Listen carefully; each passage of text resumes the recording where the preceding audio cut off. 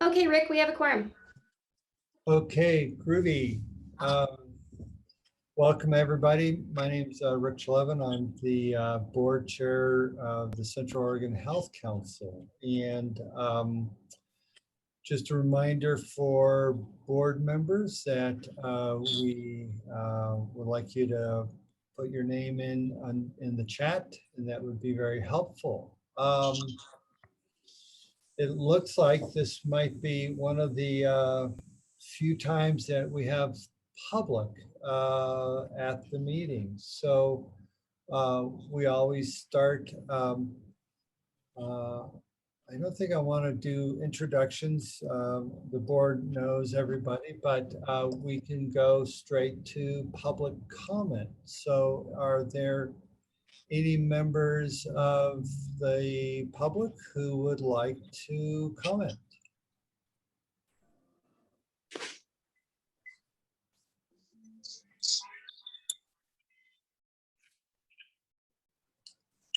Okay. If there's nobody who wants to comment, that's fine. But if someone does have a comment going forward, please get a hold of me. And you can get a hold of me through the chat. And then just remember, as folks are coming in, trying to please put yourself on mute so that we can continue unless you want to speak. Thank you very much. First item is action items and approval of the consent agenda. Are there any questions about the action items and consent agenda? Can I have a motion from one of the board members to accept the action items and consent agenda? So moved, Commissioner Adair. Is there a second? Second from Tammy. Okay, thank you. All in favor, say aye or indicate aye. Aye. Aye. Aye. Looks like enough of a, okay, I think I have unanimous. Patient story, Linda, you're up. Hey, Rick, Oh, yeah, Brad. I apologize. I just want to make a comment. We lost you. You're not on mute. You hear me? Yeah, You can hear me now? yes. Okay, I just wanted to request that we not use, that we limit the use of acronyms as much as possible in the minutes. Okay, Thank you. That's all. good. I had an experience yesterday when Donna was writing about CBIs, and in my world, I'm thinking cognitive behavioral interventions, and so I was wrong. Patient story, Linda. Yes, and my patient story today, since I'm not a provider, is from Volunteers in Medicine. Thanks to Kat Mastrangelo for writing, I think, what was a beautiful story and a demonstration that it really does take a community to maintain health. And my story today is about Jose and his spouse, Sophia, or Maria rather. Names have been changed to protect the innocent. So Jose works in the restaurant industry and Maria works in the cleaning industry. And Jose's 50 and his wife is 49. On December 29th, while Volunteers in Medicine was closed for the holidays, Maria called because she was concerned that her husband Jose was sick with cold-type symptoms and was feeling worse. Jose had a dry cough and a fever. They had Tylenol at home and she was unsure what over-the-counter medications to get him for his cough. Because the interpreter and referral manager for the day, Salome, was covering the phones over the holiday for Volunteers in Medicine, she was able to answer the call and connect in the nurse manager, Jennifer, who was on a three-way call together with them. The nurse and the interpreter assessed Jose's symptoms over the phone, and with the assistance of the interpreter, it was determined that Jose was not ill enough to require urgent care and could be managed at home with over-the-counter medications. However, it was advised by both of the interpreter and the nurse to have him tested for COVID. His wife, Maria, was asymptomatic. However, the nurse manager agreed to arrange for both Jose and Maria to be tested for COVID-19 and to have them both quarantined at least until the results were returned. I'm Jose, going to start flooding the chat. I'm sorry. I'll continue. Yeah. Okay, so they were scheduled for COVID-19 testing the next day with Dr. Jeannie Young, and on December 30th at the Ben COVID testing van. The testing was provided for free to the patients under a grant from the Deschutes County Health Department. The nurse reviewed the COVID-19 quarantine restrictions with Jose and Maria so they would be sure not to infect others, which included not going to work or having any visitors over. During their quarantine status, the nurse delivered to the house for them over-the-counter cough medicine, a thermometer, and a home oximeter so that Jose could check his oxygen level should his cough become worse. Both the thermometer and the oximeter were purchased by Volunteers of Medicine with grant money from United Way. On the evening of December 31st, Maria and Jose's COVID test came back positive. The next morning, the interpreter and nurse called Maria and Jose to let them know that both of their tests had come back positive and that they would need to be isolated. Over the next week, the nurse and interpreter called Jose and Maria daily to assess them for symptoms. Maria continued to remain asymptomatic the entire time, thankfully knowing her COVID-19 test results prevented her from spreading the virus any further. Jose continued to be assessed by the nurse, including his oxygen saturation, and was offered home care advice. Jose was able to stay home without the need for assistance of urgent care due to home management of symptoms, which included breathing exercises to keep his lungs open and close monitoring of his oxygen saturation over the phone with the nurse. At one point in time, Jose's cough was not well controlled by over-the-counter medications. The nurse utilized standing orders from the Volunteers of Medicine medical director to place a prescription for stronger cough suppressant. And due to the fact that Jose and Maria were isolated, the nurse picked up the prescriptions at a local pharmacy. And COVID-19 relief funds were utilized to cover the cost of the additional medications. During the isolation period, Jose and his wife received wraparound services from the Latino Community Association, which included groceries, meals, medications, and an offer of financial assistance due to lost income and wages. Jose has fully recovered. Maria never developed symptoms, and they were both able to leave isolation on January 8th. At that time, Jose's employer wanted validation that he had been sick with COVID and was cleared to return, and a work letter was provided by the Volunteers of Medicine nurse to present to his employer stating that he'd been cleared by CDC guidelines and could return to work. So I love this story because it really does talk about not just the medical providers, but funding from Public Health, United Way, Latino Community Association got involved and really provided total wraparound care for this couple in our community. And when I think about the Regional Health Improvement Plan, this is a great example of how that partnership and collaboration really works. Okay. So then a couple of things before we go on to the next agenda item. One, I do want to commend the union. This is very imaginative, and I appreciate it. It's I've never thought about this before, and I'm impressed. Two, and just for your information, there's nobody from St. Charles at this meeting. So none of us have a dog in this fight and don't have an opinion. And don't know enough to say anything. So that's the second thing. And again, if someone, I see Brian Glover has his hand up. If you want to make a statement, happy to have a space for you to make a statement. Okay. And again, at any point, if y'all decide to change your mind and you want to make a statement, happy to allow you to do that. Again, for folks just coming in, please stick yourself on mute so we can continue. Thanks a lot. And again, I'm very appreciative. This is actually very creative, and I would have never came up with this. So I'm impressed. I will keep that in mind for a future. Donna Mills and Leslie Neugebauer, the Joint Management Agreement 101. All right.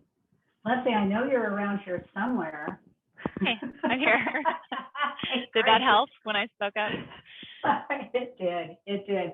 Okay, Yeah. So Leslie and I just put a couple of slides together today, and really just recognizing that we do have this year, I should say last year, have a handful of new board members, and we wanted to make sure that we continue to keep our JMA front and forward. So we know that people get busy in doing the things that they do day in and day out to take care of our community, and so it doesn't always stay top of mind, except for Leslie and I, because it stays top of mind pretty much every day. What we'd like to offer is this high-level overview, and we have actually added it to a regular cadence on an annual basis, and it can, of course, come forward at any time for the board. Something that prompted it was another conversation that I had with a couple of people where there was some misunderstanding around how the joint management agreement works. So we just thought that it would be really great to just take a few minutes today and go over it. So Leslie, to you. All right. Next page. This just kind of spells out the community governance structure as a general concept. So there are kind of three sections here. Specifically, just to get started, and no surprise really, the actual agreement includes roles and responsibilities, and it lays out, obviously, and I'm speaking to this middle part right now, lays out who's doing what, how's COHC getting paid, for example, from Pacific Source, and what the details are in those payments. So one is the administrative payment, and we'll get more into this in future slides. And then the other is around shared savings. So it really illustrates and defines those terms and how those work in operation. Around the community governance piece in that top part, this is really, talking about the oversight and strategy that the CCO governing board, which is the Central Oregon Health Council, is providing to the CCO or Pacific Source. We operate in a pretty transparent model that has been the case since the inception, and that is around both our operations and also our finances. And we do that largely at our finance committee through the Health Council.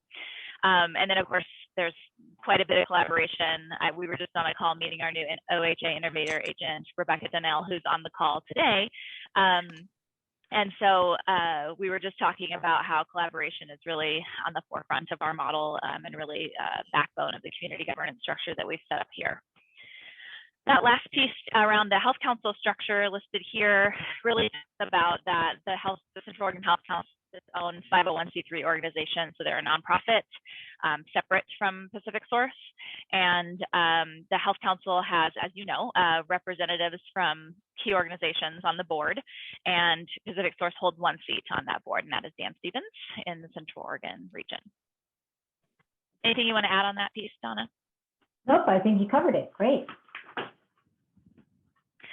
The next visual is just kind of showing some of the fund flow. Here, are you able to make that? Let me see if I can make it bigger. Can I please remind everyone to put themselves on mute while they're on this in this meeting if you're not talking, and if you want to talk, please just send a chat to me directly and I'll make room next available time. Go ahead, Leslie. All right, Thanks. I'm stopping sharing because there seems to be some Oh, okay. over. Let me give that a shot again. Okay, you can do that. I'll just speak a little bit to what I think. Well, I have it right here. I'll pull it up and speak to what's on that slide. So it's really just a visual to show you some of the fund flow.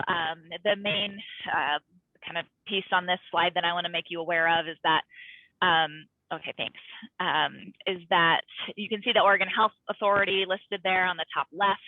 We hold the CCO contract, we meaning Pacific Source holds the CCO contract with the Oregon Health Authority, meaning that we are the ultimate responsible, accountable partner for any deliverable listed in our CCO contract. You can see there in the blue some of the items that we either pay or receive for revenue or expenses on the Pacific Source side in particular, and certainly the provider contracts that we're paying for OHP providers. There are many more than just 6 categories, but we were trying to be brief on a small slide. While I mentioned that, we have Pacific Source holds the CCO contract with the Oregon Health Authority, we do have this joint management agreement, that green line going between both entities there, that really talks about our joint management of the CCO contract. So again, while Pacific Source holds the CCO contract with the Oregon Health Authority and are the single point of accountability, we do have this joint management agreement that really calls out, again, those responsibilities between what Pacific Source is doing as the CCO and what the Central Oregon Health Council, is doing and responsible for as our governing board, as the CCO's governing board. There's a mention there around the 0.325% of operating expenses and the 1% of RIP dollars. Those the Oregon Health Authority's revenue comes to the CCO, Pacific Source Community Solutions, and then basically 1.325 comes from that revenue monthly and goes to the Central Oregon Health Council for both operating expenses and the Regional Health Improvement Plan funding that was an amendment to the Jma 11 of 2019.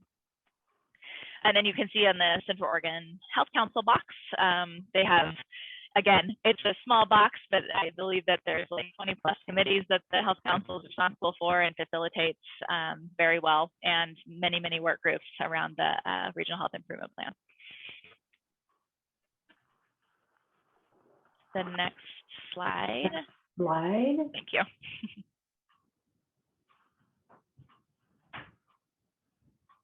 Okay, I think Leslie's done a really nice job of teeing up really what's in the joint management agreement. And then this slide really depicts what, as far as how the contracting flows between the Health Council and Pacific Source, and then Pacific Source and its provider network.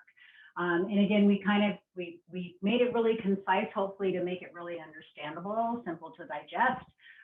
But on the left-hand side, of course, you have Pacific Source and the CCO contract, which is the contract that's held with OHA.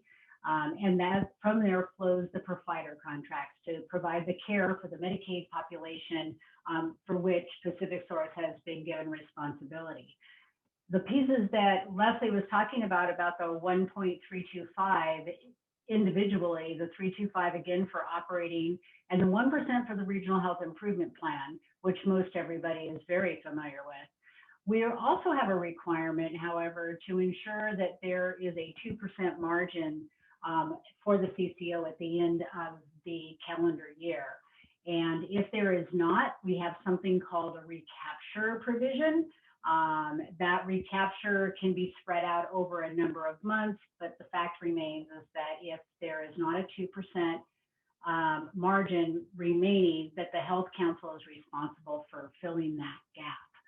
So when we look to the right side of this flow of funds, the funding that comes in from Pacific Source to the Health Council flows through to the Regional Health Improvement Plan, as we said, and then we have our operating revenue. If, for instance, the budget achieves a 2% margin at the end of the year, which is what we all want, and everybody's working really hard towards, and there's anything left over, that will be split between, in this case, behavioral health, and then the direct payments to providers, CCO and COHC also get a small slice of that. We're going to talk about that number a little bit more here in just a few minutes.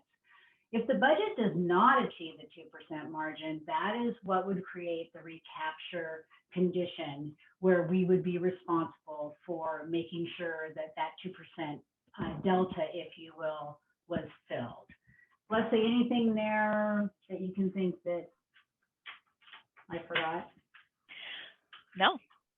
And I assume there may be questions in the future. Yeah, and that is our next slide. Oh, great. Questions. So Rick, you want to open it up to questions about the JMA?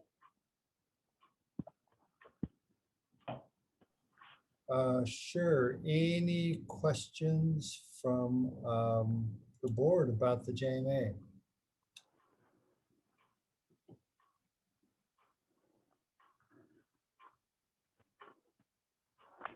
Rick, can you see whether, has Janice joined us as yet? Yeah, I was just sticking something in the chat here. So Janice, are you with us? I think she was going to join around 1 o'clock. I can email her and have her come on early. Yeah, This is Mike. I'll text her right now. thank you. Great. Yeah, so, and Rick, I can wait if you'd like until Janice joins to kind of tee you up for the next annual transition of chair. Sure, it would be Janice's. I would prefer her to be involved in this. Okay, we can give it a minute. She's going to join us right now. Okay, perfect.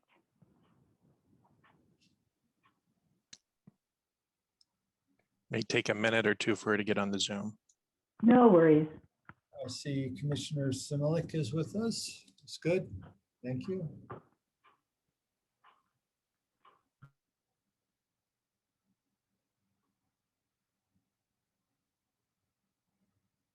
And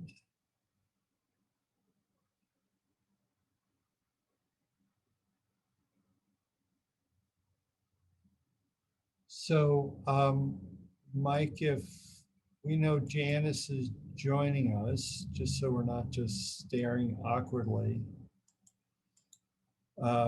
maybe you can start, and we can go from there. And she can join us for the questions. Sure, let's do that. Are you guys able to see my screen now? I'm sharing. Yeah, looks great. We are. Okay, great. All right, well, today we have something good to talk about with this section of the agenda. This is a fortunate position for us all to be in, I think, as a community. Apologize for the abbreviation on the first slide there, but we are going to be talking about behavioral health surplus investments. And on the next slide that I put up, I'll talk about a little refresher for most of you about how we got here, and for the rest of you probably hearing it for the first time. But just want to preface my comments here a little bit that this is really an early stage of how we want to consider investing the surplus that's become available. And these are 4 very broad proposals, really at the preliminary step of wanting to seek some general approval, green light for going forward with these broad conceptual ideas. And this is the 3rd presentation of this material. Last week, we presented to the Central Oregon Health Council Finance Committee, and then yesterday we presented to the Provider Engagement Committee, or the PEP. And then you are the 3rd presentation and the final one that we're planning for this stage. Let's see if I can go on. There we go. So just a refresher, and I think Donna hit it in her presentation. This is the surplus from the 2019 Jma settlement. And the Health Council Board had agreed that 50% of that surplus would go to behavioral health investments. That full surplus was over $8 million, so half of it came out to the figure on the screen, a little bit north of $4 million. There are some caveats, though, some conditions with these funds. The first is that it has to go to region-wide purposes. So that would mean Deschutes, Crook, and Jefferson County. It's prohibited to spend any of these funds on Oregon Health Plan or Medicaid covered benefits, currently existing covered services or benefits that would be funded through the Oregon Health Plan. That's a big one. That narrows down what this can be spent on quite a bit. And then it's also prohibited to use the funds for directly building housing. The other piece here that puts us under a bit of a time crunch, and Donna can help fill in the details here once we get to some questions, is that these funds must be spent, they must be off the Health Council books by May 15th of this year. Doesn't mean they all have to be spent on the ideas that are going to be developed. That certainly isn't practical, but they need to be off the Health Council books. So who's involved so far at this point, besides the 3 organizations that I just mentioned, or committees that we are presenting to? Well, Donna came to Janice, Rick, and myself, and perhaps I ought to introduce myself. I'm Mike Franz. I'm a child psychiatrist and adult psychiatrist. I'm medical director, behavioral health for Pacific Source, and I also practice in the community. Janice Garceau is the behavioral health director at Deschutes County, and Rick is our chair for today, but also in the role as the executive director, CEO of Best Care, the community mental health program for Jefferson and Crook County. And Donna came to us about a month ago and said, we've got these funds, they're substantial. What do you all think about how we should consider trying to invest them?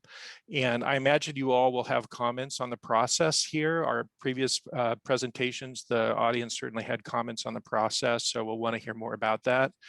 But because it's probably not optimal under, but under these time constraints, we have to go forward with getting this out the door pretty quickly. And we have made a decision to intentionally not go to any of the organizations that we've considered might be the ones that we'd want to provide these resources towards so that they could invest in specific services and programs.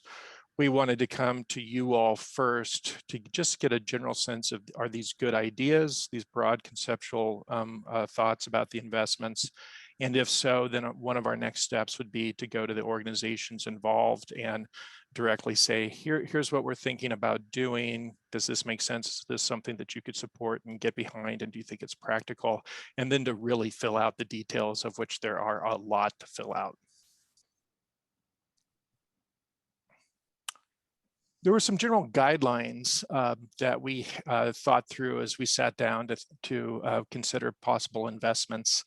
One is really to focus on areas of need for the underinsured and the uninsured, and also to do this with the health equity lens in mind. So this certainly fits with the prohibition against using these funds towards covered services through Medicaid. So it made sense to think of the underinsured and the uninsured.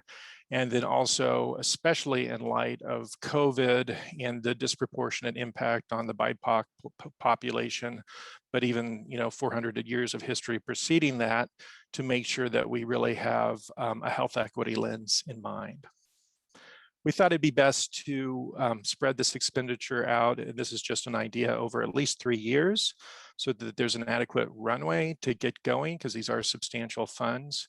And then also to develop a sustainability plan. And we've been asked, do you have that plan? We don't have that plan. We're not at that point yet, but clearly with any grant, and especially one of this magnitude, it's really important that that be considered in the process. I think, just to speak to that briefly, I think the ultimate sustainability plan might be that these ideas come to fruition, are so successful that by the end of 3 years, we've demonstrated a need to the Oregon Health Plan and other payers of why they should become covered services. We want to address needs across the lifespan, and that means our individual patient member person lifespan, so childhood through older adulthood, and you'll see that in the slides. Is this your personal phone? Yeah.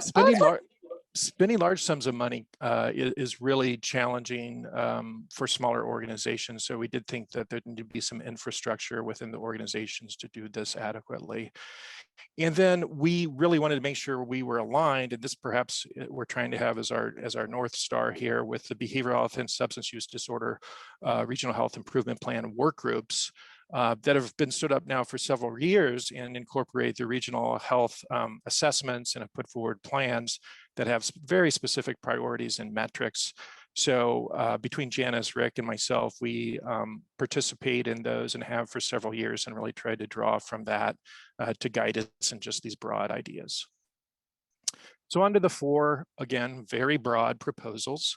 The first one would be in regards to addressing youth suicide prevention with the thought that perhaps the structures of the Central Oregon Suicide Prevention Alliance, or COSPA, and the schools, the school districts and the ESD, those entities together might be appropriate to approach because there continues to be a need for suicide prevention and, unfortunately, for postvention, which is what we try to do after a suicide occurs.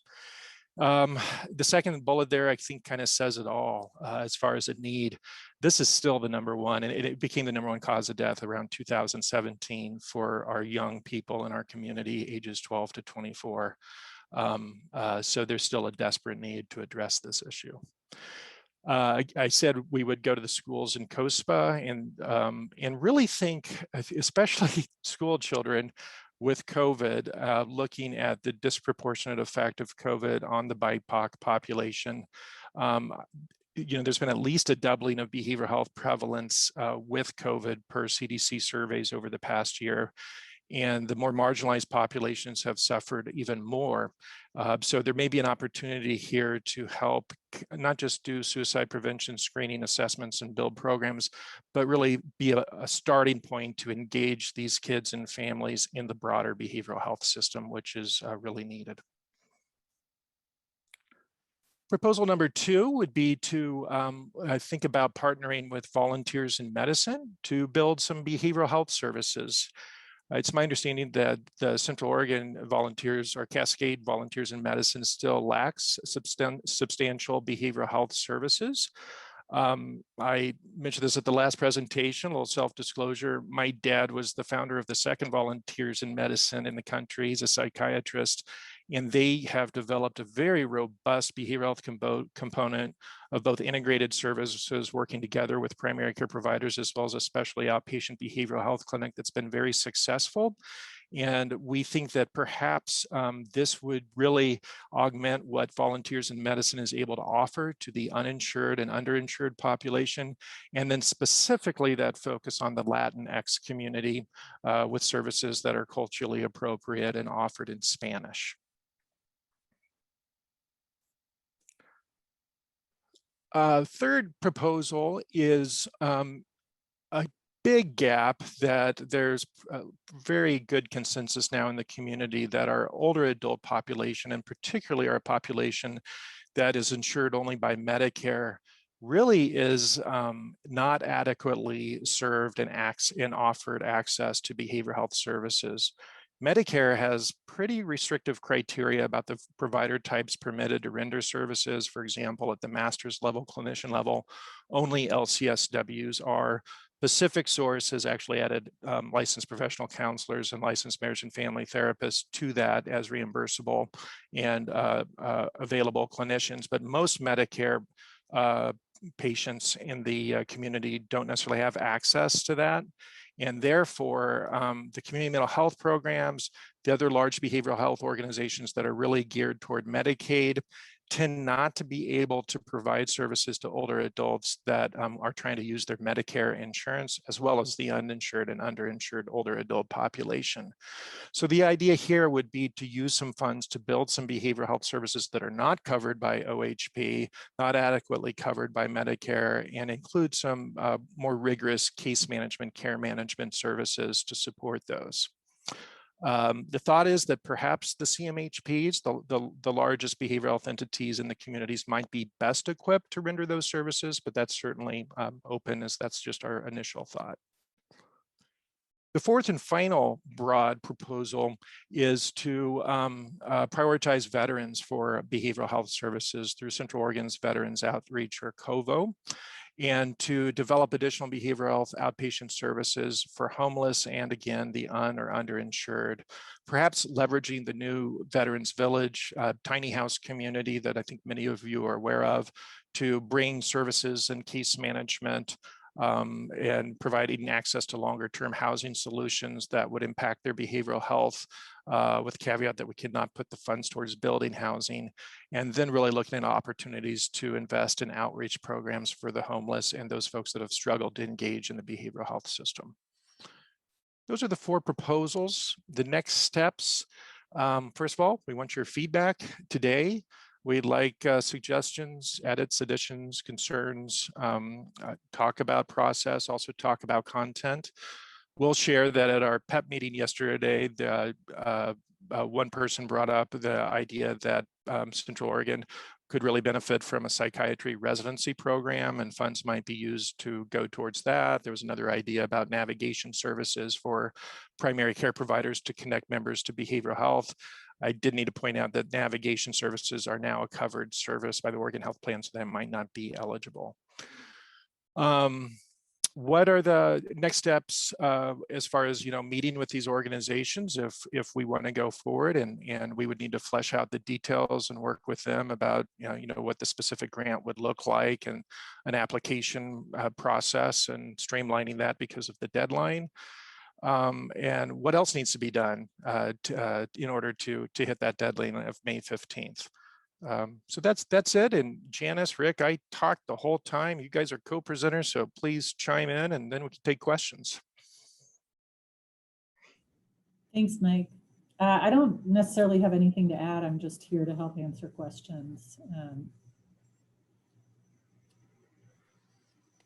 Right, and this time it's Dr. Franz who's doing the presentation, so I will definitely respect the psychiatric hierarchy here. Mere social worker would not certainly jump in. So I think, oh, sorry.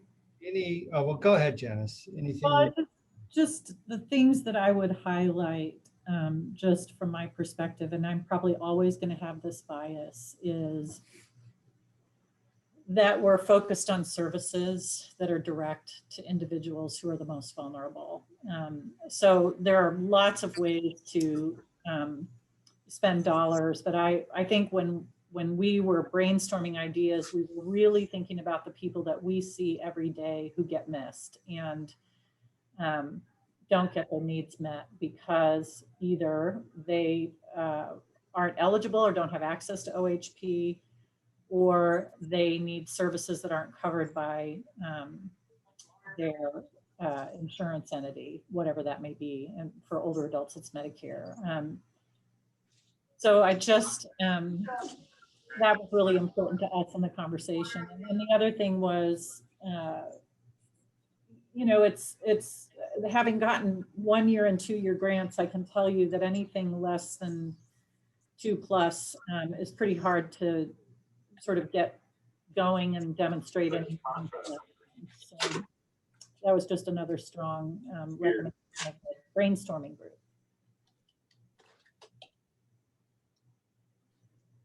Okay. Any questions about this approach or general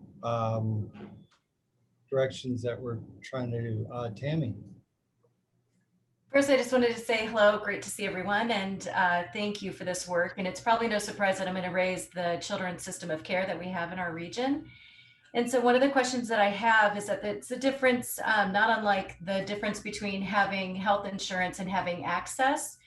One of my questions is, did it come up in the early discussions? There's a difference between, let's use personal support workers. There's a difference between having hours allocated and accessible to a family, but then actually having the personal service workers available to assist the family.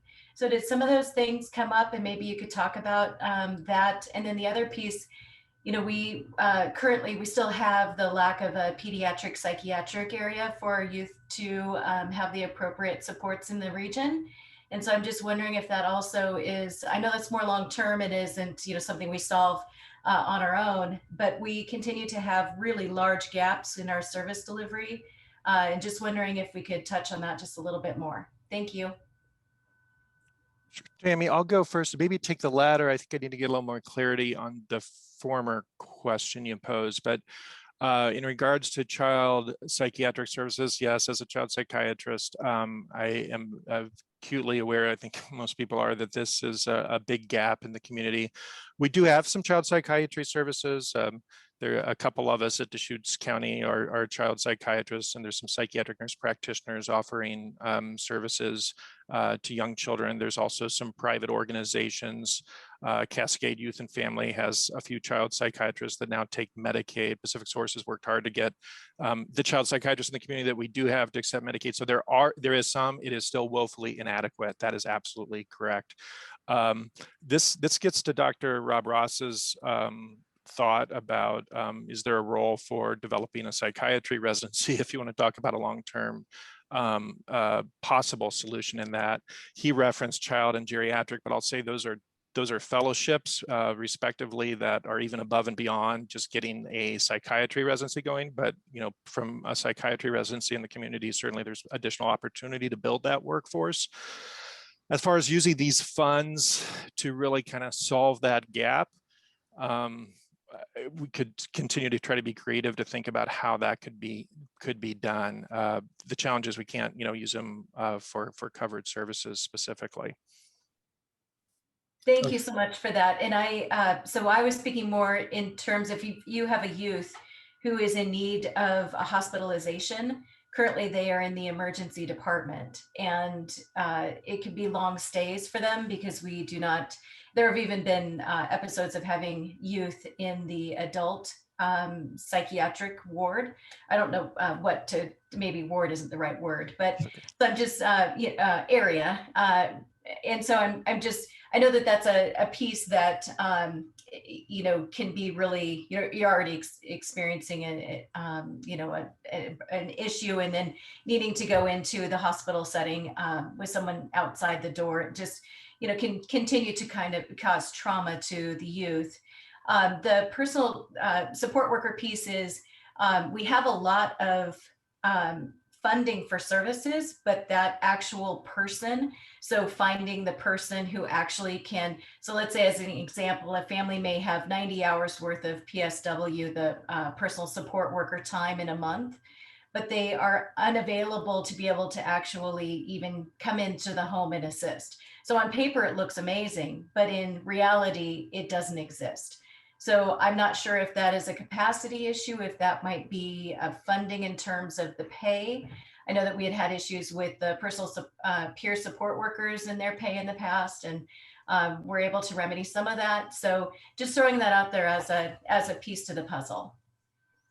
I'm hearing workforce development issues, broadly speaking there on the latter. And on the former, your point about boarding in the emergency department for kids, incredibly traumatic experience. And I don't think we still have the population to demand a separate child psychiatric unit. But there are other ways to try to solve that are going on. Don't have time to get into today, but I appreciate that concern as well. And Mike, there were comments in the chat. Yeah, I'm getting there. So Paul will be next, but let me read Brad's mention. I think was good. Brad Porterfield said, focus on BIPOC youth and veterans makes good sense, as well as other low-income, high-risk youth. Social workers and or therapists in schools make sense. Those do exist. Investment in recruiting, hiring, retaining BIPOC mental health service providers is needed. Totally agree. And can some of these funds be used in this way? So Paul. Thank you. So first of all, very impressed with the 4 proposals in terms of focusing on certainly what I hear out there as being critical needs in behavioral health. So I really appreciate that. I wanted to, and I think this is in line with what Brad has shared as well. under the suicide prevention and particularly for youth, calls out BIPOC, which I think is important. I would also suggest calling out specifically LGBTQ plus as we're talking about suicide prevention. That definitely is an area that we know is a concern as well. And I also wanted to share, we just finished our interviews, and within the next week, I think we'll be ready to announce that from the education perspective, High Desert ESD will be using Student Success Act dollars to hire a regional director of behavioral and mental health for the region, and looking forward to seeing about that person linking with this work as well. So just a lot of support for the hard work that went into these proposals. Okay, I have Justin next and then Donna after that. I just Rick wanted to add on to what Tammy said. I think it's a really brilliant idea that, you know, whatever you all end up deciding you want to do with the money, if it bends the total cost of care, it's going to put more money back into the surplus again in the following year, and then you can reinvest that too. So, you know, I think our group funded substance abuse treatments. I'm horrible with remembering the exact name of it, but it was a county-run program where we were going to have. I know Patty had a lot to do with it, and it was something great for the community that would allow us, for people with substance issues, to have. So we funded that, and I'm sure, you know, there's probably opportunity to expand that, and money might be able to go that direction. But if we follow kind of the principle that Tammy was laying out, like what you invest in, whatever that ends up being, if it's pediatrics, if it's more of the substance abuse that we were able to fund with Patty and that group, or whatever it is, if it keeps people out of the ER, keeps people out of ICU beds, if it treats chronic conditions like alcoholism that are going to ruin people's liver and end them up in an ICU bed and pay $5,000 a day for them to be there, you're going to have a lot more in savings in the long run to reinvest in these programs. So I think, you know, you might want to consider that as a factor in whatever you choose to invest in. Starting new programs are great, but you might want to reinforce something that you've already done that has some proven track record to bend the total cost of care. Yeah, it's a good point, and I appreciate that. The caveat is it can't be a covered service. So that's. Yeah, absolutely. I think there are a lot of things that we fund that aren't. Yeah, true story that. And then Donna, you're next.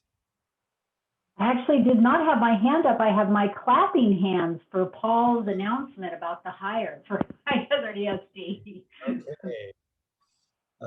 Good. So you got an ovation there, Paul. Good deal. And then, so Brad asks, how about funding positions in our middle and high schools, such as the one Nate Munoz held at Redmond High 5 or more years ago? His presence had a significant impact on Latinx youth there, BIPOC and LGBTQ plus individuals in school, connecting with and encouraging youth can make a big difference. So good point. I do want to comment, and maybe it doesn't get exactly where you're going, but I know in Crook and Jefferson, we've been able to get our clinicians back into the schools. I was talking to a school-based clinician yesterday, and she's really seeing a lot of the kids who were from very stable families who could pay a lot of attention to them are thriving, and the kids who are coming from more distressed situations are much worse than they ever were. And she's encountering a lot of suicidal ideation and hopelessness out of those kids. So, so we're seeing that, and I assume something similar is happening in Deschutes or will be happening soon. Hey, Rick, can I add just a thought to the comment about services in schools. We have a lot of specialty care or some specialty care, depending on school or community, meaning behavioral health specialists that can bill for services, so a covered service. We have that in a lot of schools. I think the gap, and Paul, I think, can speak to this really well, is kids who are not engaged in services but are at risk, maybe having behavioral issues or just school avoidance issues that might not rise to the level that gets them assigned to our services. But let me tell you, they are among that population are kids we've lost to suicide. We've lost far more kids to suicide who were not enrolled in services than kids who are. And so I think when we were talking about, this dilemma of funds for services that are behavioral health but not covered benefits, this is exactly the population we were thinking about, is LGBTQ youth, BIPOC youth, rural isolated kids, any kid, but kids we know are at risk that aren't manifesting at a level of need that gets them enrolled in services, but really benefit from what school counselors used to be able to do, which is screen and do outreach and do sports, emotional intelligence kinds of work, and things more in the prevention and navigation lane than in the behavioral health specialty care lane. So I just wanted to echo what Brad was saying as well, that was kind of the vision of how you use these kinds of dollars. And that's COSPA or the schools or another entity. I think the entities are maybe less important than the ideas ultimately. Commissioner Dare. Thank you so much, Rick. Well, first of all, I wanted to say that suicide, actually, there were more suicide deaths in Deschutes County than COVID deaths in 2020. There were 23 COVID deaths. So I know there were a lot of attempts by kids.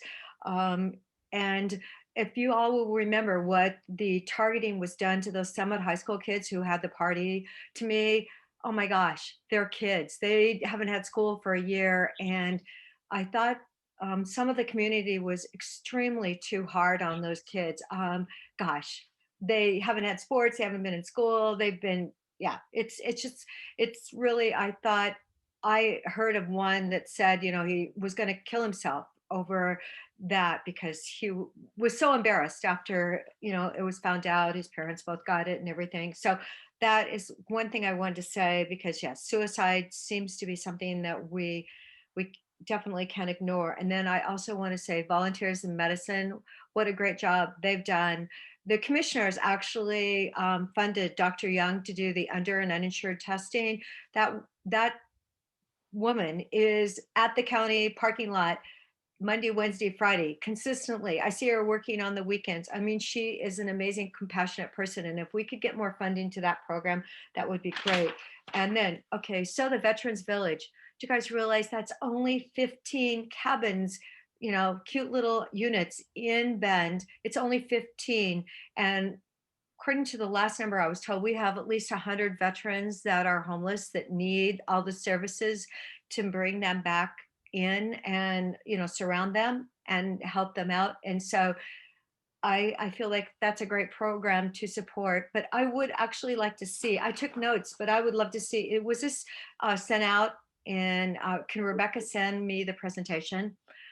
Because I'm sure my notes are missing some of the more important details. Anyway, yes, and we were also, the Stabilization Center has been incredibly effective. I believe we've taken care of about 1,000 people, maybe 600 different people, but up to 1,000. And it's been so helpful for our entire Tri-County. And I want to thank you for that $500 donation. It's been used very wisely. And then with the grant funding through the state, it's now open 24/7. But one of the things I've been talking about is we probably need to add a sobering center. And that's going to be a whole nother dollar expensive venue, because you've got to do it with a physician. But apparently alcohol is a really big problem. But then I'm seeing that the opioid numbers are going up, so that they actually may increase and rise above alcoholism. So yeah, there's some really good ways to spend this money. So thank you for all the work you've done so far. Thank you, Commissioner Dare. And just as a clarification with the Veterans Village, it wasn't to add to the tiny homes, but really to focus on outreach services and then just to leverage that new development with the Veterans Village. But really, as you were suggesting, the focus was on outreach services and not on the housing part. I know we're the county is committed to funding, I believe, at least 100,000 a year.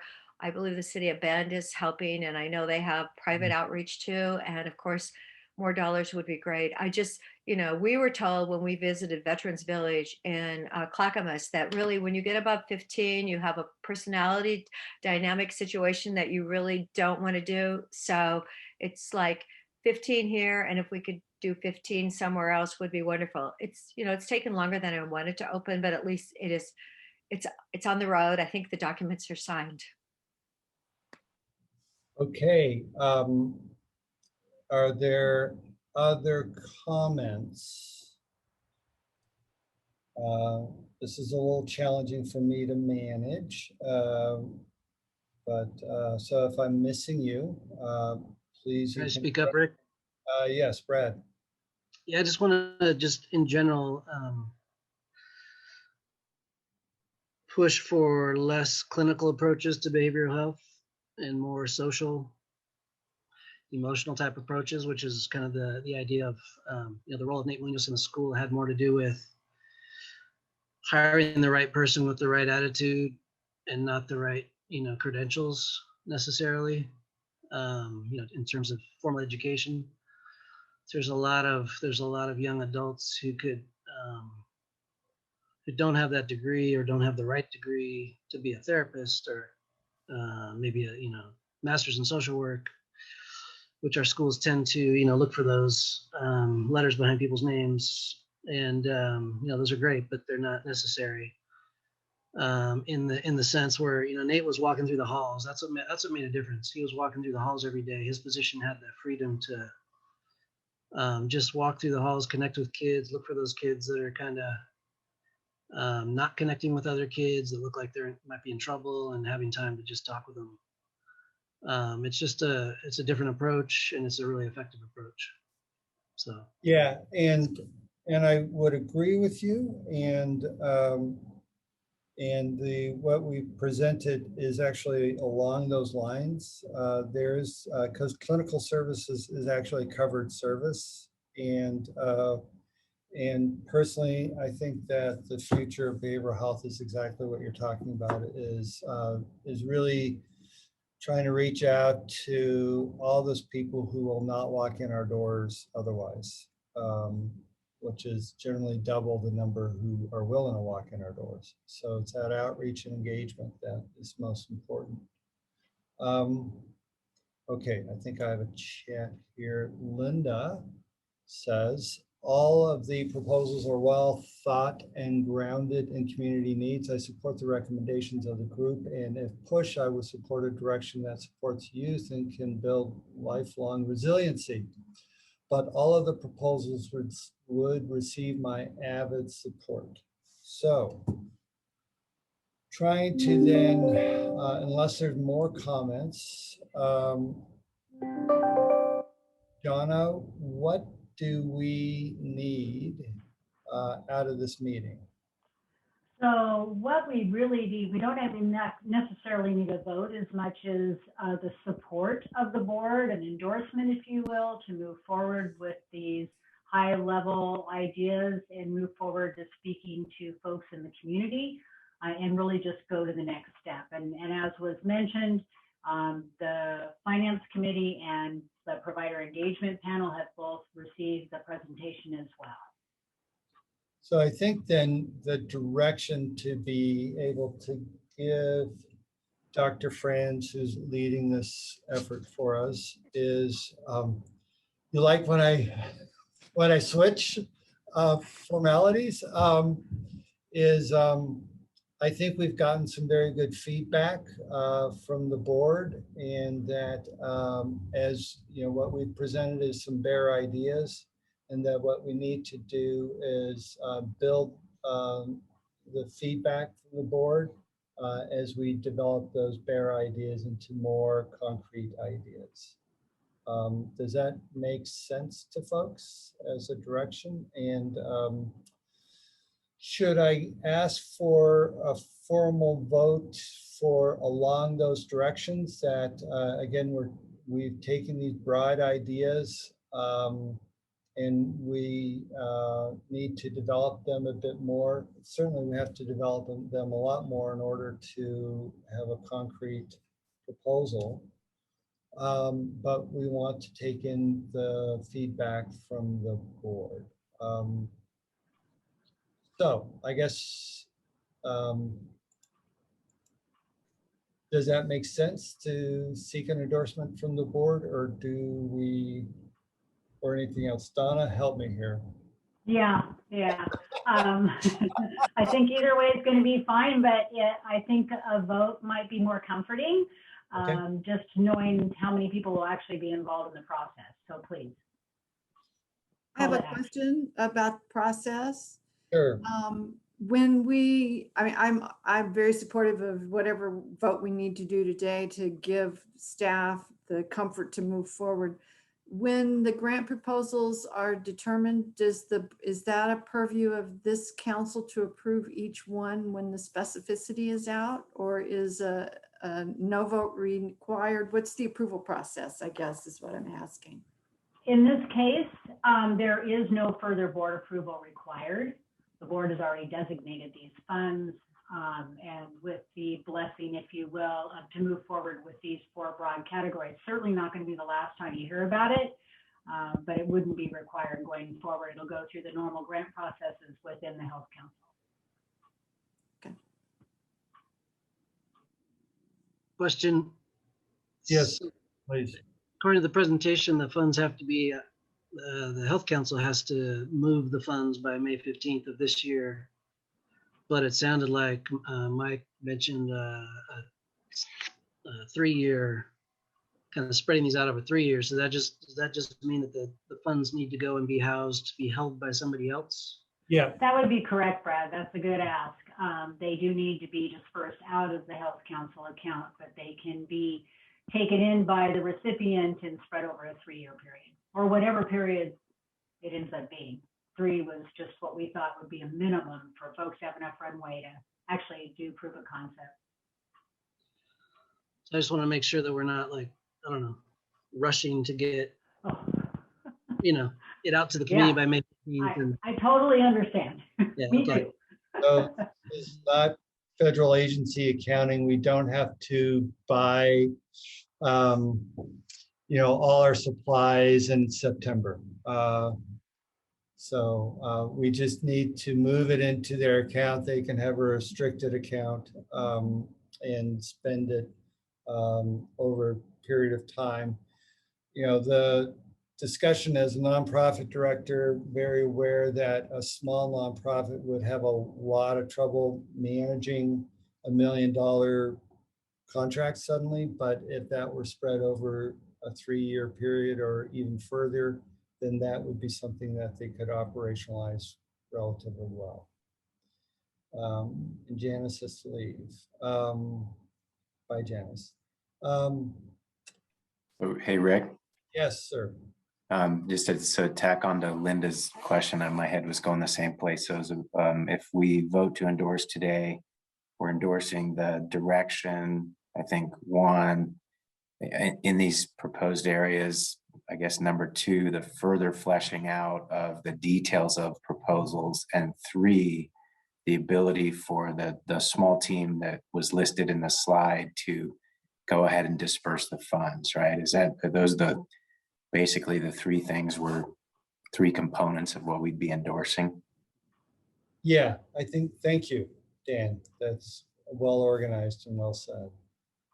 Linda, I always like how your head thinks about these things. Is that in alignment with what your question was too? Just kind of that clarity of protocol and sequencing? Yeah, okay. That's great. Very, very good, very handy. So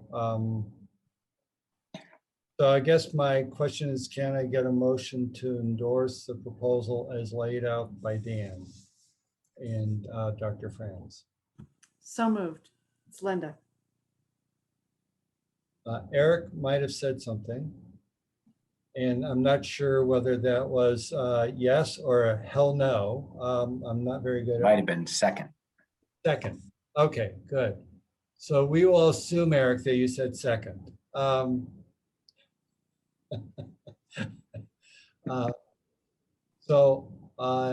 Any further discussion? All in favor, say yes. Yes. Yes. Or signal, and all opposed? Justin isn't opposed. Do I have any other opposes? Okay. So it passes. Okay. Great. Linda? You're up. Okay. This is not a topic that's going to change the world the way the last one did, but in a sense, it kind of will make sure that we can continue to change the world in other ways. So everyone is probably painfully aware that the last year has been building the foundation for this board to operate efficiently and effectively into the future to accomplish our mission. The next major piece of work before us today is the policy book.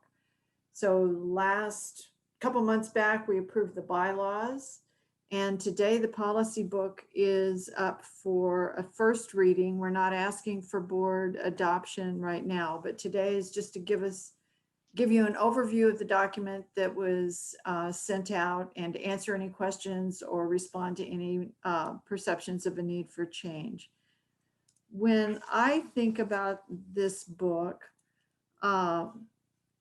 the bylaws really set out the structure and the legal formation of this entity that we call the Health Council, who's on the board, how it's made up, how decisions are made. So it really provides our legislative structure. The policy book articulates how we'll go about that piece of work. How is it that we agree to delegate certain things? How do we agree to monitor and police ourselves? What's our own way of improving ourselves from a governance perspective? And if you look at the policy book as a whole, or even the table of contents, it sort of sets that out. The one piece before I jump into any other detail is that, as Leslie and Donna mentioned in the earlier presentation, the Health Council has two main purviews. One, we serve as the board of the CCO. And secondly, we have the community work. We do regional health improvement plan responsibilities. The policy book relates to how we're going to behave, whichever of those domains we are in.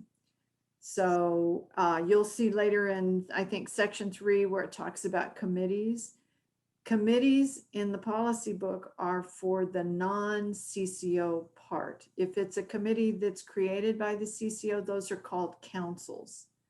So you don't see councils listed in this document, but the way the board interacts, delegates to the executive committee, all the work we do on our own performance improvement, all of those things are true, whether we're talking about the way we work on councils or the way we work on committees. So the policy book creates the framework of governance. It establishes a structure of practice that's intended to keep us as a board operating in a healthy and productive manner so that we can have more success at accomplishing our mission. If you look at section 1, it's the purpose statement that we adopted last year. Section 2 pertains to our governance structure, who the officers are, what our committees are, the responsibilities of the board itself, our code of conduct, our relationship to each other, and all of that. That's section 2. Section 3 is where this board delegates authority to the executive director. And if you can remember back to the discussions we had pre-adoption of our purpose statement, we agreed we were going to be a policy governance board. So we delegate everything to the executive director except for what we call limitations. So in section 3, you might have a reaction to the fact that it uses shall not. And the shall not is what provides the limitations. So we delegate everything as long as the executive director doesn't break the law, doesn't put us in financial jeopardy. They're just little examples of that set limitations on the executive, but it's a pretty broad delegation of authority that we're done. And that's all covered in section 3. If you look at financial conditions, for example, we delegate responsibility for the financial situation of our organization, unlimited, as long as we're not put into financial jeopardy, as long as the executive director doesn't overspend the budget, fail to pay employees or vendors, borrow without board approval, budget for negative cash flow, or skip the annual audit. So there's a lot of flexibility within those things. As long as the executive director doesn't do those things, pretty maximum freedom within that bowl. And then section 4 deals with the nature of the board and management delegation, so that only board approved actions direct the executive director. It talks about how the board respects that employees of the organization, the top stops with the employees, and we have a relationship with the executive director, but board members don't bypass chain of authority. The employees are not held to a non-board adopted direction, including the executive director. So it really does create that clarity of who is overseeing what and the board's relationship for the organization. You might have seen when you reviewed the draft, there's a couple of places where there's a placeholder. Next on, once the board has approved the policy book, the governance committee will start doing what I call secondary policies that sort of fill in a little more meat on the bones. In the policy book, for example, it says that the board has responsibility for doing an annual review for itself, developing and identifying needs for professional improvement, and engaging in an educational process to make that happen. We'll have a policy about how we do that. Another example is we have a responsibility to monitor the performance of the organization, and one aspect of that is to review the performance of the executive director. There'll be a policy about what's the process we use to review the executive director. So the policies we've identified so far that we'll be working on are the 2 that I mentioned, plus an executive director succession plan, board officer succession plans, board job descriptions, the elections process for the board, an equity policy, and any others that sort of float up over the next year. So it's the next scope of work. And with that, I'll turn it over to Donna in case Donna has other things you want to add, get me back on track. No, you do a fine job, Linda. No, I think just to reiterate that this is really the first read through, if you will, and really just looking for feedback. Is there any glaring missing items that we need to take back, but that the governance committee was ready for it to come to the board for the first look. So board members, I know that many of you have taken the speed reading course in quick comprehension, so you've covered this already. That's a joke. But do you have any questions as a first reading around the structure and where the proposed policy book from the governance committee?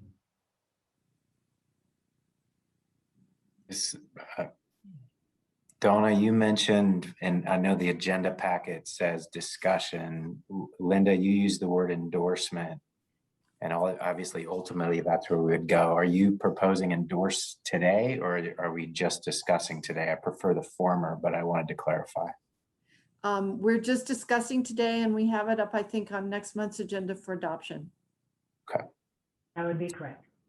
And another question I think we've had conversations here in the past that came without the kind of full consensus of the governance committee. Is this a consensus draft at this point from the governance committee? I believe I can say yes. It's taken us a remarkably short period of time to go through this, much shorter than the bylaws. And I'll ask my committee to speak. From my perspective, it is pretty well endorsed. Eric and Paul and Justin. I would agree with that. Huge amounts of work, so I'll let them speak. I would agree with that as well. I think all the pieces that typically are in a policy governance mode document like this, I think are there. Yeah, same thing for me. And, Linda and Donna and Kelsey, just thank you guys so much. You had such a heavy lift and being so detail oriented to get it done. Can't thank you guys enough. I was glad to get to jump in occasionally and help, but you guys really did the heavy lifting, and Paul and Eric too. So thanks, guys. It was a big lift, so I know how much you put into it. Thank you. And Brad says, looks good to me. Nice work. Rick, I have one more question, but I don't want to dominate, so I can wait for other questions if you'd rather. Dominate away. I think we got mouthy people on the board, so go ahead. And I echo the thanks and the gratitude for the thoroughness. I think this is going to serve us really well. I'm a little bit concerned about adopting a full board policy governance. That wasn't my understanding of what we did. I like the document, but I guess I just want to re-ask this question. Having experienced full sort of Carver governance model, from a protocol perspective, it dramatically changes the way we do business together as a board, transact, communicate, organize agendas.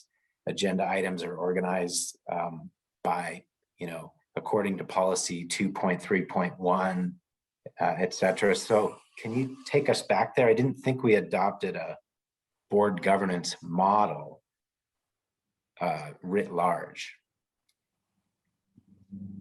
Linda, would you like me to address that? Sure, that'd be great. Okay. Yeah, I would say that, Dan, I agree with you. And that I guess because when you use the vernacular about a governance policy, it always takes everybody back into that Carver kind of mentality. I think that what we heard from the board, and certainly would ask the governance team if they heard differently, but that we wanted a policy book, not necessarily the Carver governance policy book, but a policy book so that we had some guardrails around how we do business as a board, and we have our bylaws, and that things in the policy book can be changed when the board needs to change them, but not hard and fast around the things that it says about the agenda. Don't change anything about the way we do the agenda today with the executive committee. It clearly actually says that it's the responsibility of the executive committee to review and approve the agenda from the ED, but it's not that full-blown Carver model. It's more like a hybrid. I think Tammy used to call it Robbie's Rules of Order, when we were talking about how we process within the board. Is that helpful? And please, anybody that disagrees with me, let me know. Donna, I would just add to that. Most Carver, I think one of the aspects of Carver policy governance, at the end of the day, the board decides if it is a limited policy governance or a hybrid policy governance. I think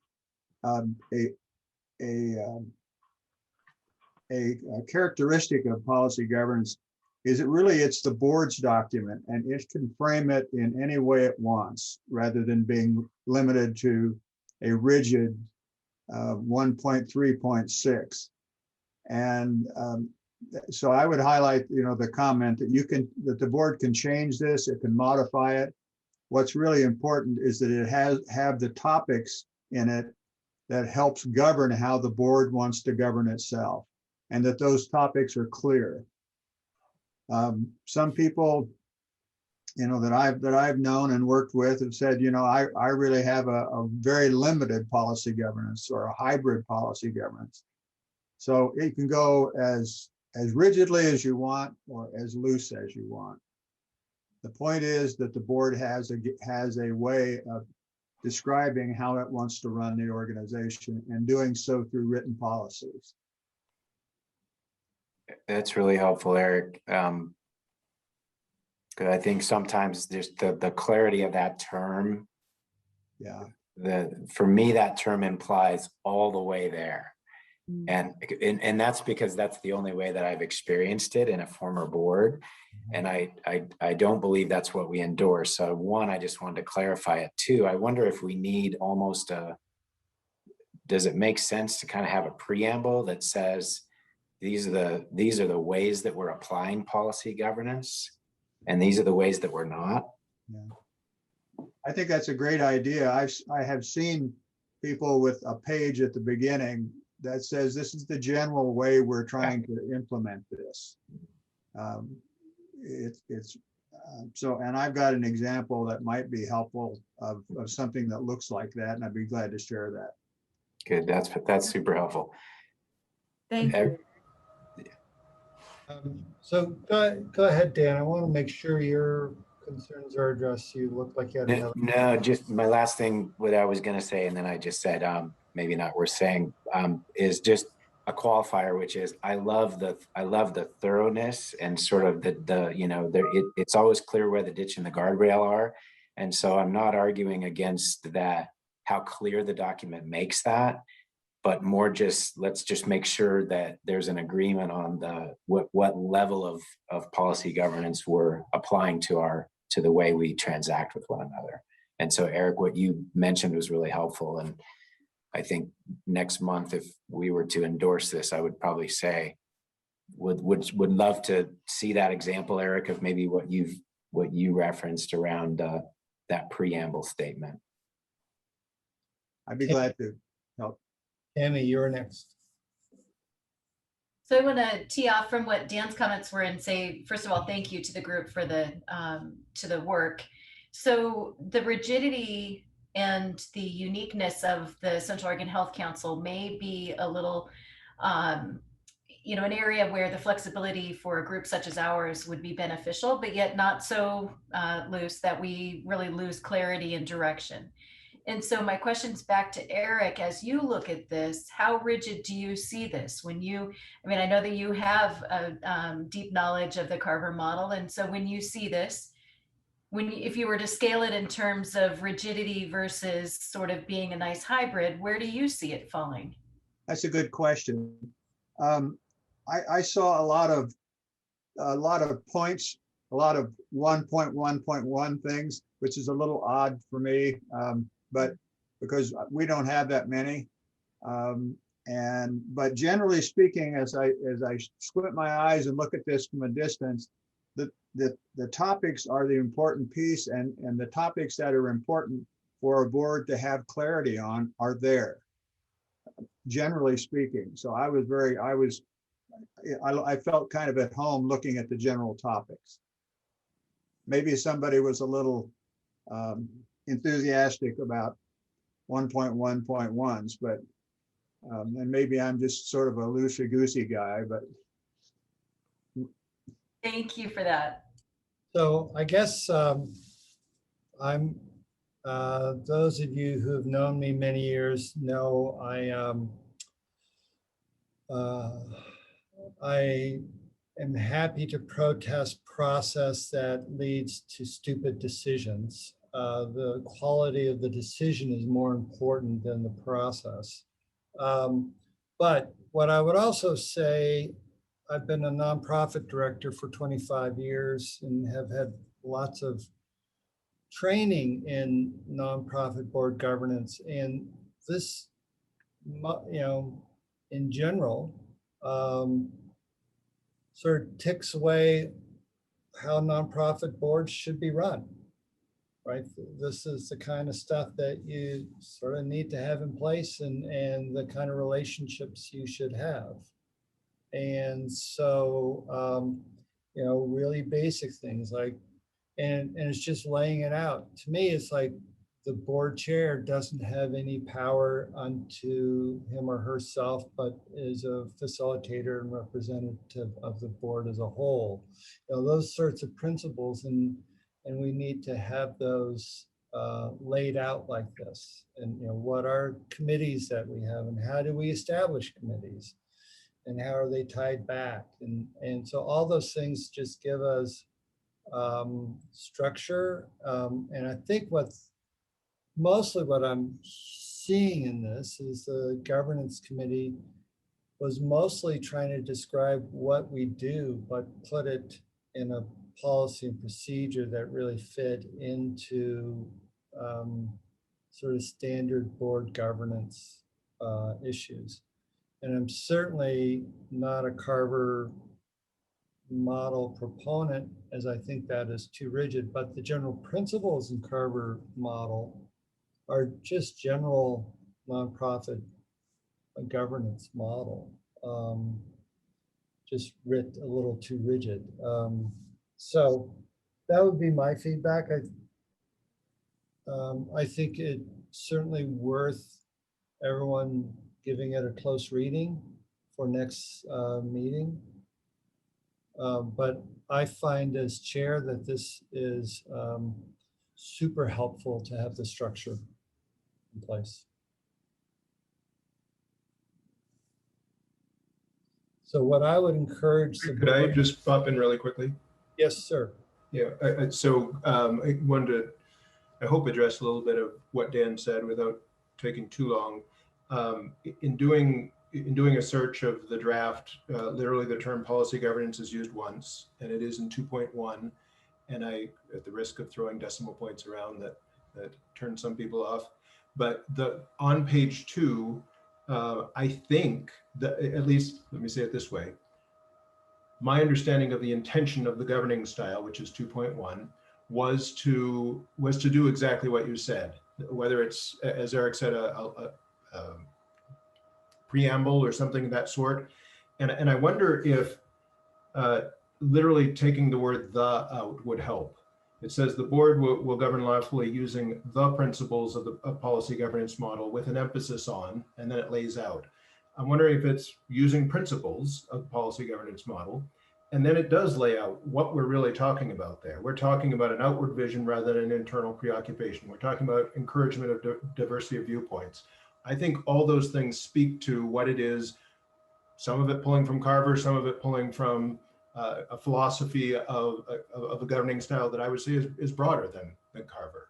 And so I would suggest that we take a look at 2.1 and see if this speaks to, it's one page across two pages here, the equivalent of one page, and it speaks to 4 areas that are principles that guide our leadership. And if that doesn't speak to us, if it feels too rigid, I think that's where we should respond to that. Good suggestion, Paul. I agree with the approach, the thought. Yeah. Agree. So any other discussion about the policy book? And again, a bit of homework for everyone, some close reading.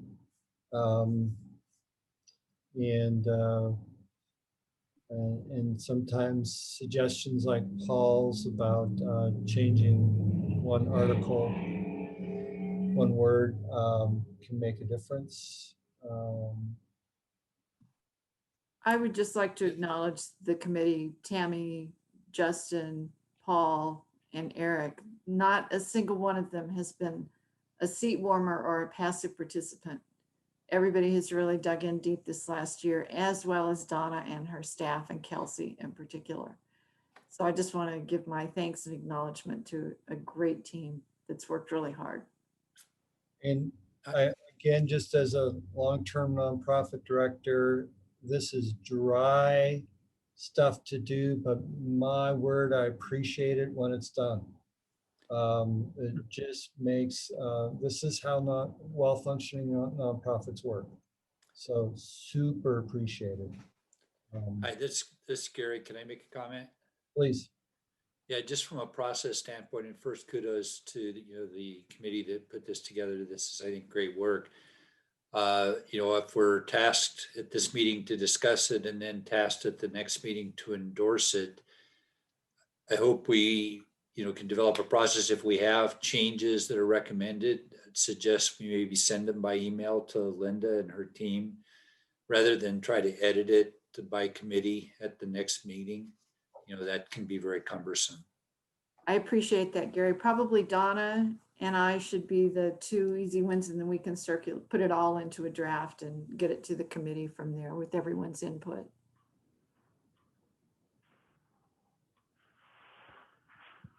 That would be great. Okay, looks like we've arrived at a natural end to that discussion.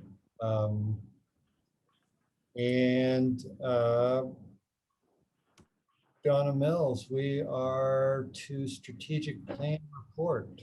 Yeah. So Rebecca's going to put something up on the screen, actually the strategic plan report. But at this particular meeting, I'm not going to go over it, but I am going to go over what we're going to do for the next meeting around this. So this is the same format that I had brought to your attention a few months back. And what I can tell you from a high level is that we are moving along with our strategic plan. We have come up against a couple of barriers, but again, I want to set you up for next month when we go into detail about how those barriers will be brought forward and how the board can be really specific about its work relative to the strategic plan. So as you all know, it's okay that right now it's a little traumatic because a year ago today, when we were having our March board retreat, we were headed for lockdown. And a lot of you ran screaming from the room. I'm not sure if it was the COVID lockdown or whether it was what we were asking you to do. So we will just all agree that it was an extremely traumatic experience. And hence, we will no longer have our retreat in March. We are moving it to May starting next year, just so you know. But this is the strategic plan for 2020 through 2025.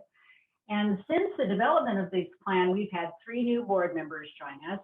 And so what we would like to do is we are going to send you a little clip. This is our new gig that we've been doing because we have a Kelsey who is phenomenal.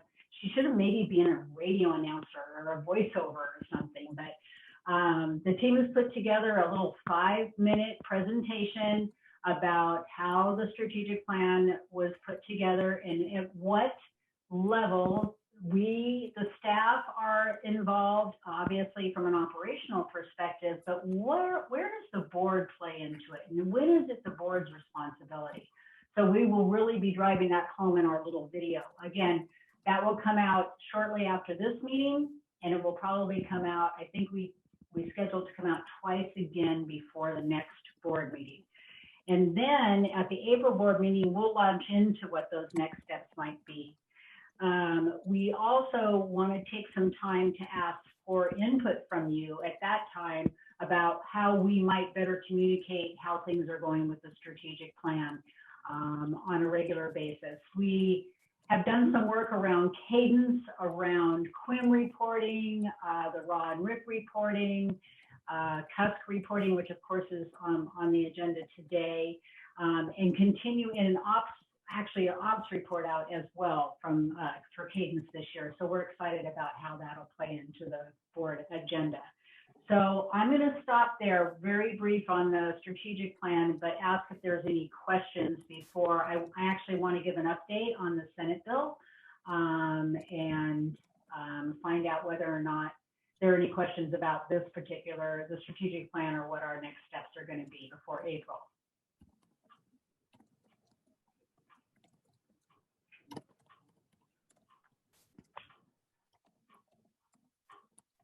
Okay, so the Senate Bill 741.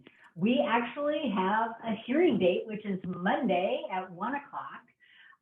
We are going before the Senate Committee on Healthcare. So right now, and just freshly decided or just actually confirmed is that Tammy and I will be doing the virtual live testimony, if you will. And I'm sorry that Rick was already committed, but I'm really appreciative that Tammy's able to make herself available to do that. And then right now, if you actually go out and look at the bill, you will see we already have 3 letters posted, written testimony, and we're expecting about 9 more. Thank you for the board members that have already posted. So I would welcome that if anybody else would like to post testimony on our behalf. We thought about what that balance might be, and I just want to say thank you to Linda and Tammy and helping me and as a team putting this together and moving forward, because this was really the first time I'd ever done anything like this. I've been asked to testify, but I was in Colorado and the process is a little different. But really there is a method to our madness that we don't need to spend too much political capital and really kind of, what would you say, maybe overfill the mailbox of our representatives, but have enough where there's support for our Senate bill. And again, it's really short and it's 2 little lines. The other thing I would add is that we do have a plan B and C should we get kicked off the agenda and get pushed.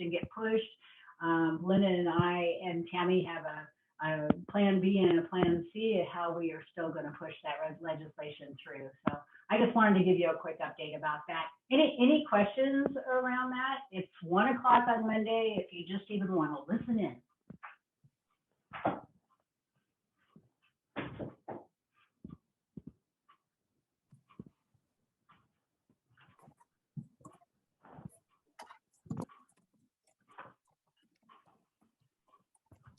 No questions?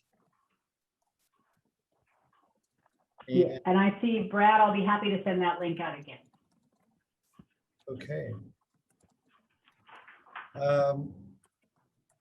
And so the next item is the CUSC update. Divya did have an update. So she had to miss today's meeting because she's chairing the Northwest Regional Twice Yearly American Physician Group Conference. And so she did want to share her support for the newly revised grant proposals. And then with CUSP, the ortho group met on Friday, and they're identifying 1 to 2 areas of focus over this year in partnership with COIPA and Pacific Source to work on to drive down cost. So that piece is working. Pacific Source is working on their 4-point plan to address the behavioral health costs. And we built, and then the other thing was area around CUSP was we decided was driven into the contract. And so that got, that was occurring. So that's the CUSP update. Is there any questions about that?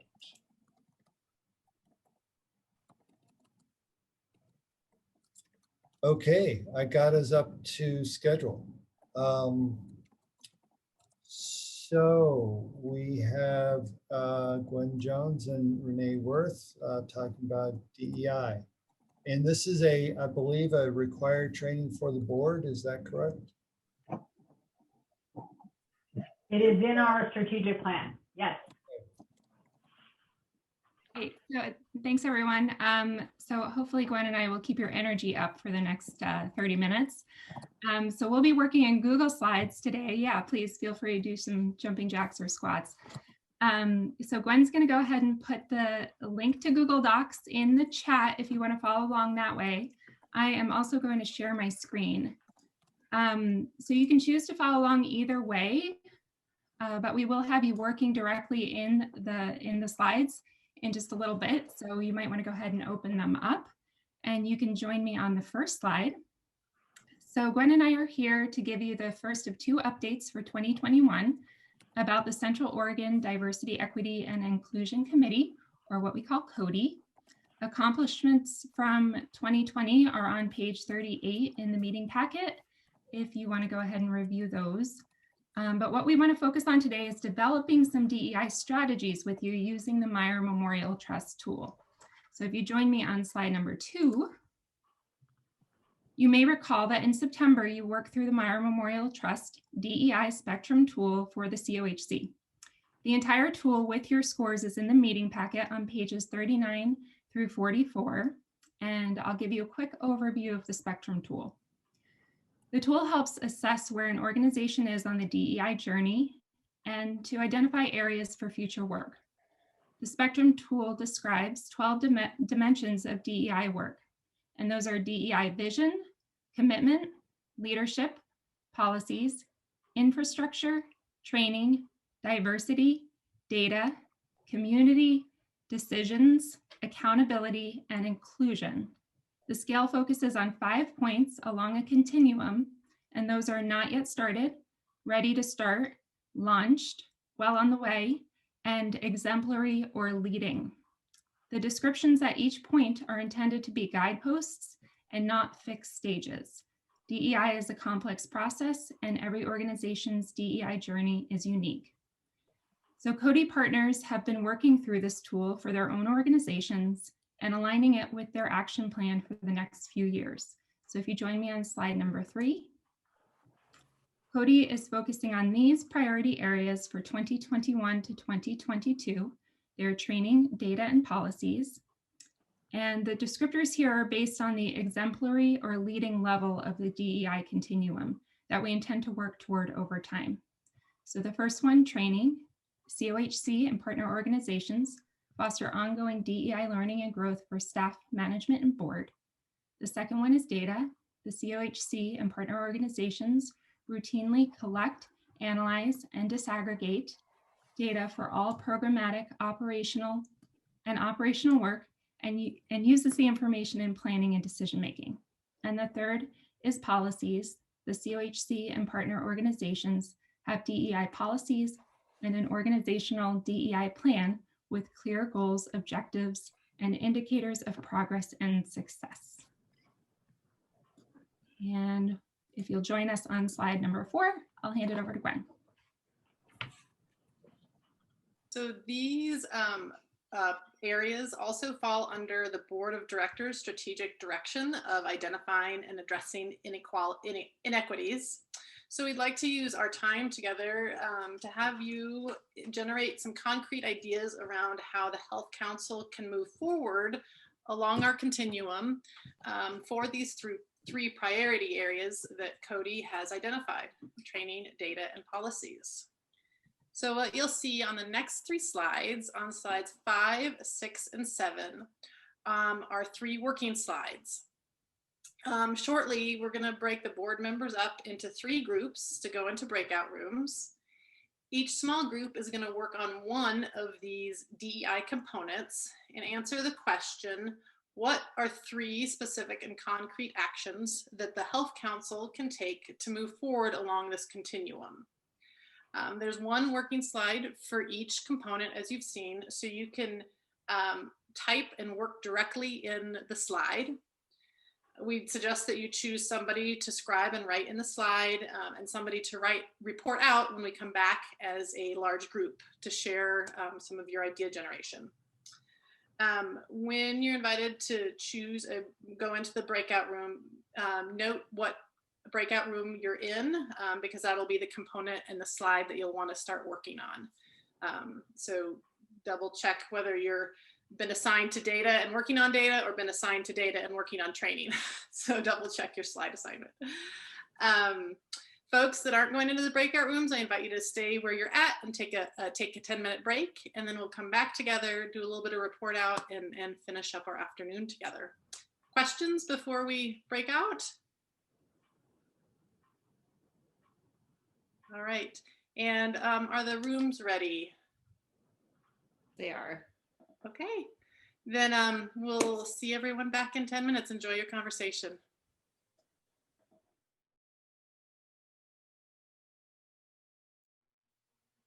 So did that populate your slides? They're shared. Everybody can see them that has the link. How fancy. Yeah. Well, good thing I don't think I have any spelling errors. So if I'd done that, I would have put a little note in there. Some sort of a prank. That would have been good. You're right. Yeah.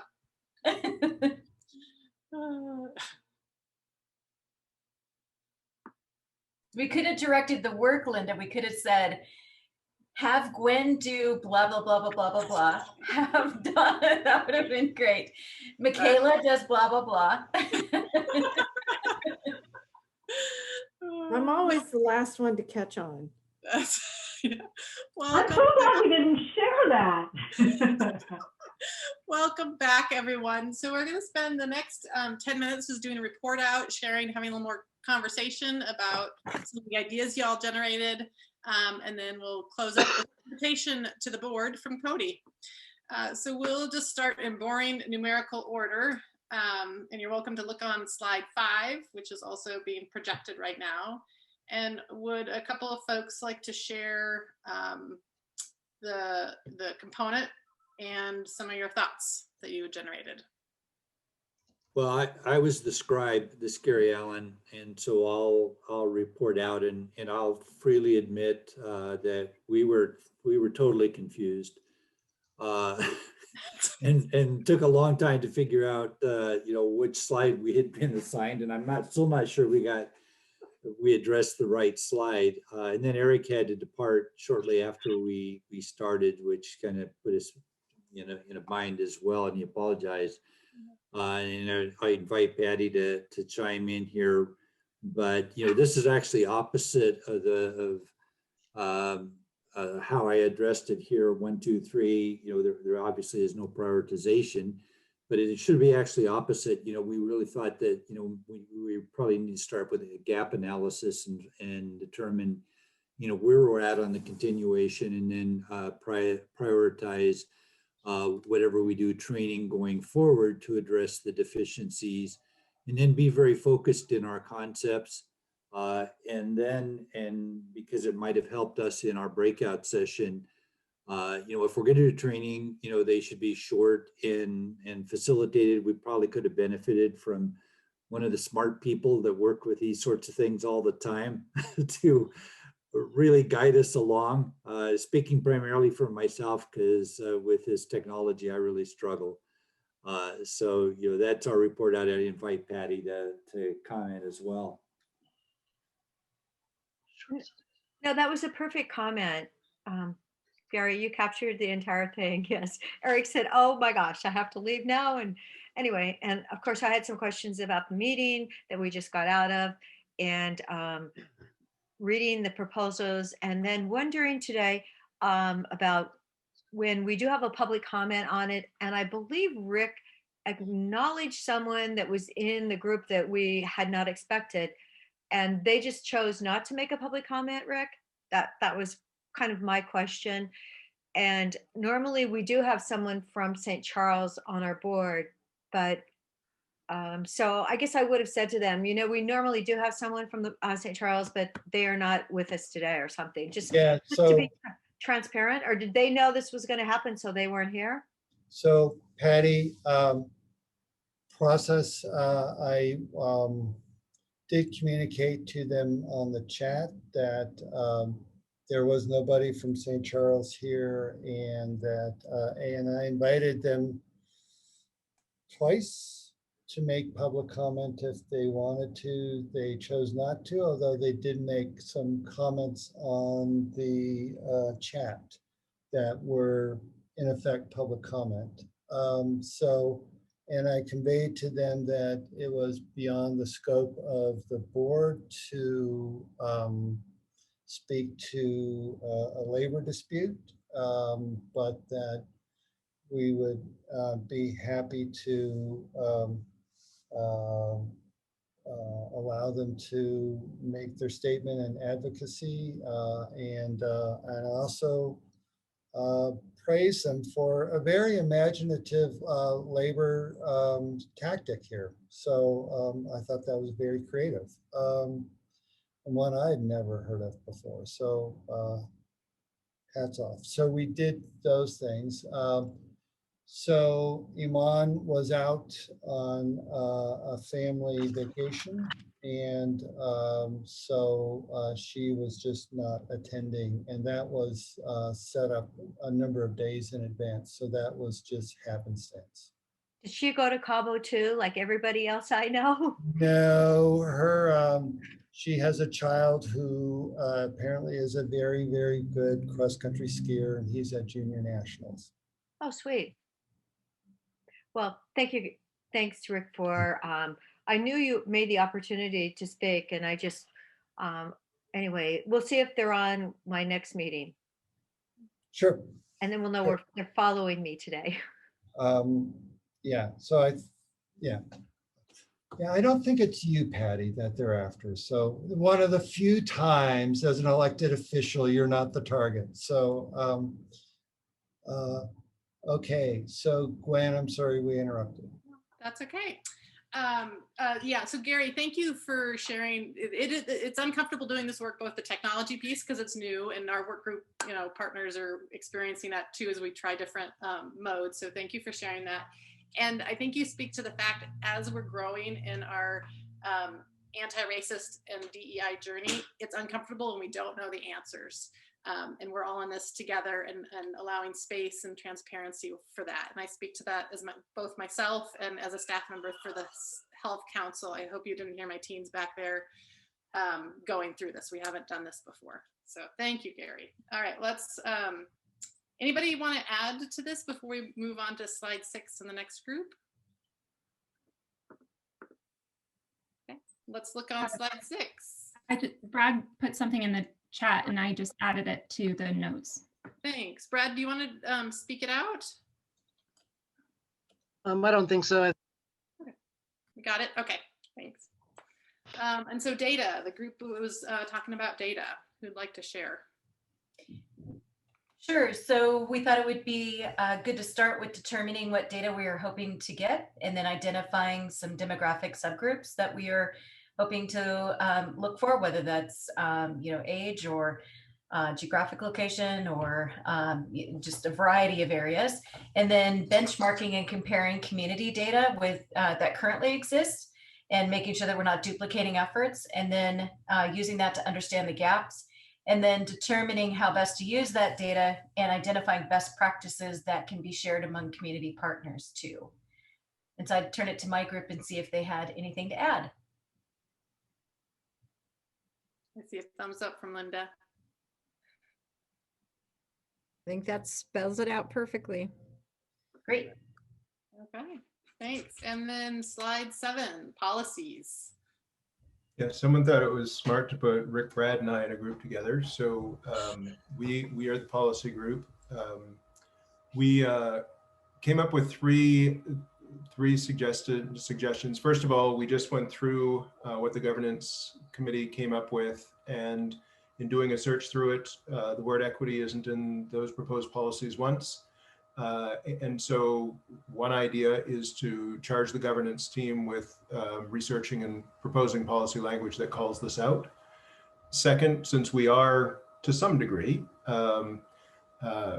a policy governance entity, also calling out the executive director in doing the same thing and looking at how to implement that with staff.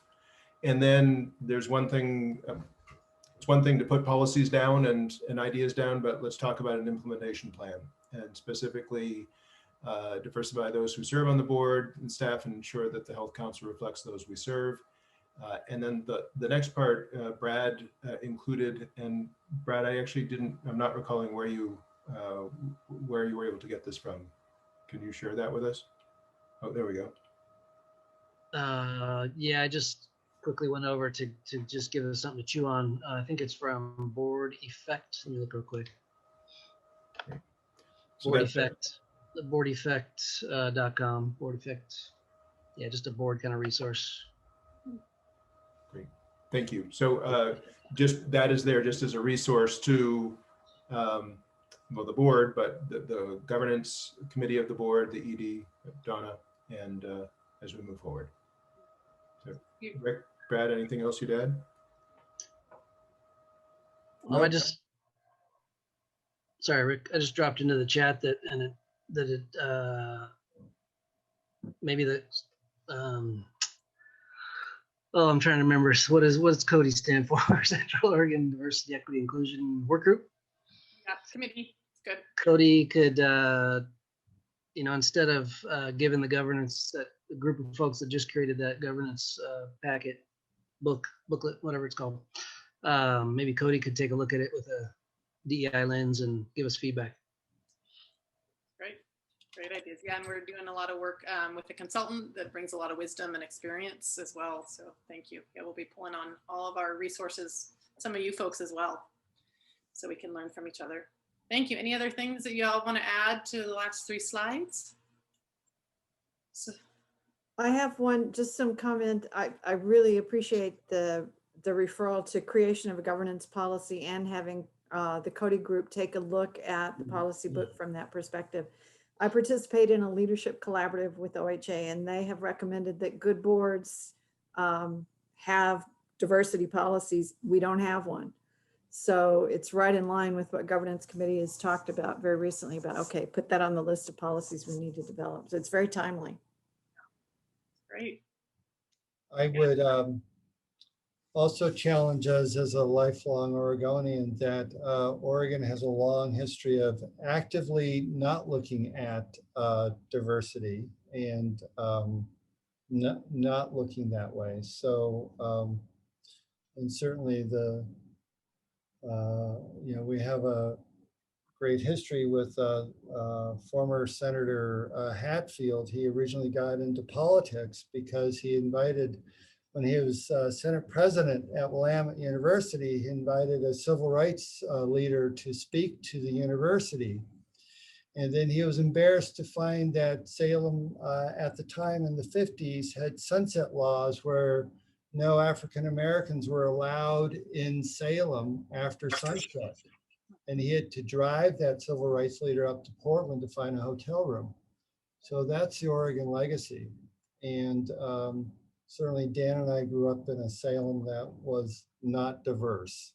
And lived that legacy, and we never talked about it there. So that's sort of the risk we have in Salem, where we think we're all peace, love, and understanding when in fact we're just not paying attention. So good stuff. Dan, I saw you unmuted. That was just showing approval, I guess. That was well said. I didn't have anything to add. I think it was just a natural approval instinct. I hear you. Yeah, there's a reason why Oregon is so white. It's not just because we are. There's a lot of policy behind it. So now we can use it to the good. So thank you everyone for all these great ideas. Super helpful. These things will continue to develop a broader plan as you talk about an implementation plan, what that'll look like in pieces that are manageable. This work we've learned is not one big bang. It's a lot of small pieces over and over and over again in a lot of different areas, in a lot of different pieces and parts of any structure, organization, and community. So these pieces will continue to build energy and move us forward in this work. So finally, Cody is here for you as a board. We really want to extend the invitation to you as a committee to please pull on Cody, task them with work in this arena, partner with Cody, have asks for whatever that looks like, whether it's for the Health Council or for your organizations individually. They want to be part of the larger community. And so we just want to extend that invitation to you to really look to Cody to partner with and then to charge with specific asks and actions. So with that, any questions or other comments before we close up this segment of the meeting and then the meeting in total? Whoa. Oh. We don't close up the meeting in total because we have an executive session after this meeting. So ignore that comment. Yeah, so I want to reel you all back and give warning to the board members not to bail immediately because Linda and I have already talked about all this. We don't need to talk about it again. So we need the rest of you involved. My apologies. My apologies. Yeah, I know. It's Gwen's world and we're just visitors. So